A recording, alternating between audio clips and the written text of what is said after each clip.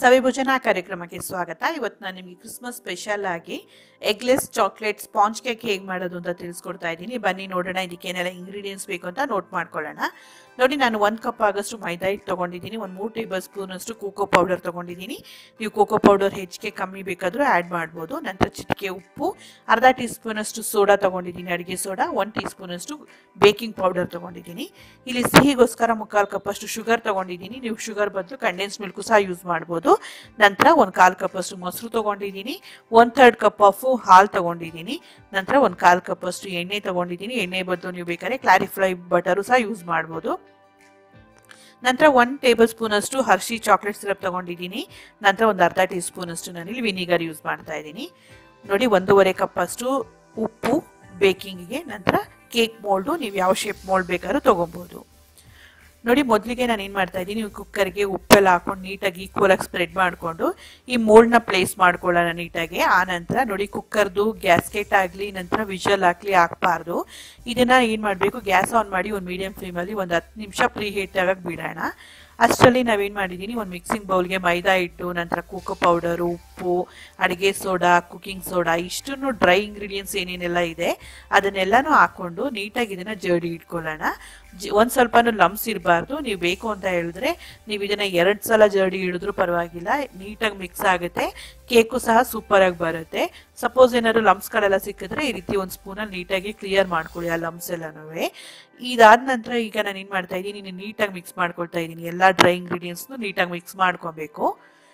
ಈ ರೀತಿ ಎಲ್ಲ ನೀಟಾಗಿ ಮಿಕ್ಸ್ ಆದಮೇಲೆ ಈಗ ವೆಟ್ ಇಂಗ್ರೀಡಿಯೆಂಟ್ಸ್ ನೋಡೋಣ. ನೋಡಿ, ನಾನೊಂದು ಮಿಕ್ಸಿ ಜಾರಿಗೆ ನಾನು ಏನು ಮಾಡಿದ್ದೀನಿ, ಈಗ ಇದಕ್ಕೆ ಸಕ್ಕರೆ ಹಾಕ್ಕೊಂಡು ಇದನ್ನು ಪೌಡ್ರ್ ಮಾಡ್ಕೊಳ್ತೀನಿ. ಫೈನಾಗಿ ಪೌಡ್ರ್ ಆಗಬೇಕು. ನೋಡಿ, ಈ ರೀತಿ ಪೌಡ್ರ್ ಆದಮೇಲೆ ಇದಕ್ಕೆ ಮೊಸರು, ಆ ನಂತರ ಎಣ್ಣೆ, ನಂತರ ಚಾಕ್ಲೇಟ್ ಸಿರಪ್ ಹಾಕ್ತಾ ಇದ್ದೀನಿ, ನಂತರ ಹಾಲು ಹಾಕ್ತಾ ಇದ್ದೀನಿ. ಇದರಲ್ಲಿ ಹಾಲಲ್ಲಿ ಸ್ವಲ್ಪ ಉಳಿಸ್ಕೊಳ್ತೀನಿ, ಯಾಕಂದರೆ ಕೇಕ್ದು ಬ್ಯಾಟರ್ ನೋಡಿಕೊಂಡು ಆ ನಂತರ ಬೇಕಾದರೆ ಆ್ಯಡ್ ಮಾಡೋಣ. ಇದು ನೀಟಾಗಿ ರುಬ್ಕೊಳ್ಳೋಣ. ನೋಡಿ, ಈ ರೀತಿ ನೀಟಾಗಿ ಬ್ಲೆಂಡ್ ಆದ ನಂತರ ಈಗ ಏನು ಮಾಡ್ತಾ ಇದ್ದೀನಿ, ಈ ಡ್ರೈ ಇಂಗ್ರೀಡಿಯೆಂಟ್ಸ್ಗೆ ಇದು ಏನು ನಾವು ರುಬ್ಕೊಂಡಿದ್ವಿ ಈ ವೆಟ್ ಇಂಗ್ರೀಡಿಯೆಂಟ್ಸ್ ಎಲ್ಲನೂ ಹಾಕಿ ನೀಟಾಗಿ ಮಿಕ್ಸ್ ಮಾಡ್ಕೊಳ್ಳೋಣ. ನೋಡಿ, ನೀವು ಮಿಕ್ಸ್ ಮಾಡಬೇಕಾದ್ರೆ ಇದೇ ಒಂದು ಮೇನ್ ಇಂಪಾರ್ಟೆಂಟು. ಏನು ಮಾಡಬೇಕು ಅಂತಂದರೆ, ಇದು ಕ್ಲಾಕ್ ವೈಸಲ್ಲಿ ನೀವು ಯಾವ ಸರೌಂಡಿಂಗಿಂದ ಶುರು ಮಾಡ್ತೀರಾ ಅದೇ ಸರೌಂಡಿಂಗ್ ಥರನೇ ನೀವು ಇದನ್ನು ಮಿಕ್ಸ್ ಮಾಡಬೇಕು. ಇಲ್ಲಿ ನೀವು ಯಾವುದೇ ಕಾರಣಕ್ಕೂ ಅದು ಆಪೋಸಿಟ್ ಡೈರೆಕ್ಷನಲ್ಲಿ ಇದನ್ನು ಯಾವತ್ತೂ ಮಿಕ್ಸ್ ಮಾಡೋಕ್ಕೆ ಹೋಗಬಾರ್ದು. ನೀವು ಒಂದ್ಸಲ ನೀವು ಕ್ಲಾಕ್ ವೈಸ್ ಶುರು ಮಾಡಿದ್ರೆ ಅದು ಫುಲ್ ಎಂಡ್ ಆಗೋ ತನಕ ಕ್ಲಾಕ್ ವೈಸಲ್ಲೇ ಇರಬೇಕು. ಆ್ಯಂಟಿ ಕ್ಲಾಕ್ ವೈಸಲ್ಲಿ ಯಾವುದೇ ಕಾರಣಕ್ಕೂ ಮಿಕ್ಸ್ ಮಾಡಬೇಡಿ. ಆನಂತರ ನೋಡಿ, ಹಿಟ್ಟು ಸ್ವಲ್ಪ ಗಟ್ಟಿ ಇದೆ ಅಂತ ಇನ್ನೊಂದು ಸ್ವಲ್ಪ ಹಾಲು ಹಾಕಿ ನೀಟಾಗಿ ಮಿಕ್ಸ್ ಮಾಡ್ಕೊಳ್ತಾ ಇದ್ದೀನಿ. ಮತ್ತು ಇದು ಬ್ಯಾಟರ್ ಕನ್ಸಿಸ್ಟೆನ್ಸಿನೂ ಸಹ ಸ್ವಲ್ಪ ಗಟ್ಟಿನೇ ಇರಬೇಕು, ತುಂಬ ತೆಳು ಮಾಡ್ಕೊಂಡ್ಬಿಡ್ಬೇಡಿ. ನೋಡಿ, ಈಗ ನಾನು ಏನು ಮಾಡಿದ್ದೀನಿ, ಕೇಕ್ ಮೋಲ್ಡ್ಗೆ ಬಟರ್ ಪೇಪರ್ ಹಾಕ್ಬಿಟ್ಟು ಸುತ್ತ ಇದಕ್ಕೆ ಎಣ್ಣೆ ಸವರ್ಕೊಂಡಿದ್ದೀನಿ. ಈಗ ಮಿಕ್ಸ್ ಮಾಡಿರೋ ಬ್ಯಾಟರ್ನ ಈ ರೀತಿ ಮಧ್ಯ ಹಾಕಿ ನೀಟಾಗಿ, ಅವಾಗೇನಾಗುತ್ತೆ, ಈಕ್ವಲ್ ಆಗಿ ಎಲ್ಲ ಕಡೆನೂ ಅದಾಗದೇ ಸ್ಪ್ರೆಡ್ ಆಗುತ್ತೆ. ಈ ರೀತಿ ಹಾಕೊಬೇಕು. ಇದು ಹಾಕಿದ ನಂತರ ಒಂದು 2 ರಿಂದ 3 ಸಲ ಇದನ್ನು ಟ್ಯಾಪ್ ಮಾಡ್ಕೊಳ್ಳೋಣ. ತುಂಬ ಜಾಸ್ತಿ ಸಲ ಬೇಡ, ಏನಾದ್ರು ಏರ್ ಬಬಲ್ಸ್ ಇದ್ರೆ ಎಲ್ಲ ಕ್ಲಿಯರ್ ಆಗುತ್ತೆ. ಈಗ ಇದನ್ನು ನಾನು ಏನು ಮಾಡ್ತಾ ಇದ್ದೀನಿ, ಕುಕ್ಕರಲ್ಲಿ ಪ್ರೀ ಹೀಟ್ ಆಗಿರೋ ಕುಕ್ಕರಲ್ಲಿ ಇಡ್ತಾ ಇದ್ದೀನಿ. ಸುತ್ತ ನೋಡಿ ಗ್ಯಾಪ್ ಇದೆ, ಇದೇ ಥರನೇ ಗ್ಯಾಪ್ ಇರಬೇಕು. ಇವಾಗ ಇದ್ರ ಬರೋ ಶಾಖದಿಂದನೇ ಆ ಕೇಕು ಪರ್ಫೆಕ್ಟಾಗಿ ಆಗುತ್ತೆ.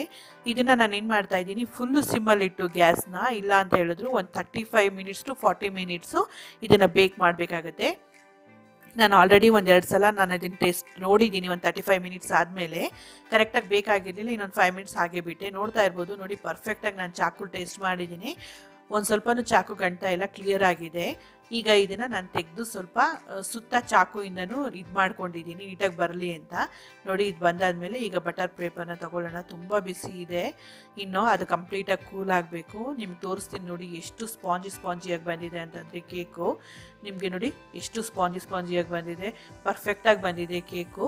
ಇದನ್ನು ನೀವು ಯಾವ ಶೇಪಿಗೆ ಬೇಕಾದರೂ ಕಟ್ ಮಾಡ್ಕೊಬೋದು. ಮತ್ತು ನಿಮ್ಗೆ ಬೇಕು ಅಂದರೆ ಶುಗರ್ ಸಿರಪ್ ಹಾಕ್ಬೋದು, ಮತ್ತು ತಿರ್ಗಾ ಚಾಕ್ಲೇಟ್ ಸ್ಪ್ರೆಡ್ ಹಾಕ್ಬೋದು. ಇದ್ರ ಮೇಲೆ ನಿಮ್ಗೆ ಯಾವ ಇದಕ್ಕೆ ಬೇಕೋ ಆ ಥರ ಮಾಡ್ಬೋದು.